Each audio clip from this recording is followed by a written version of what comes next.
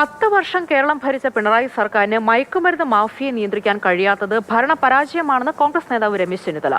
പേര് കേട്ട കേരള മോഡലിന് മങ്ങലേറ്റു. തൊഴിലില്ലായ്മ പരിഹരിക്കാൻ സർക്കാരിന് കഴിയാത്തതുകൊണ്ടാണ് യുവാക്കൾ വിദേശത്തേക്ക് തൊഴിൽ തേടി പോകുന്നതെന്നും രമേശ് ചെന്നിത്തല പറഞ്ഞു.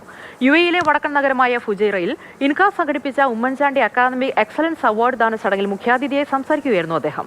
INCAS UAE president Sunil Aziz, Muhammad Jabir, Ashok Kumar, BN Nasar, Saji Cherian തുടങ്ങിയവർ ചടങ്ങിൽ പങ്കെടുത്തു. കൊളംബിയയെ പോലെ ആകാൻ പാടില്ല കേരളം, പഞ്ചാബിനെ പോലെ ആകാൻ പാടില്ല കേരളം. നമ്മുടെ കുട്ടികളെ അതിൽ നിന്ന് മോചിപ്പിക്കണം. കേരള മോഡലിന്റെ നിറം മങ്ങിയിരിക്കുന്നു.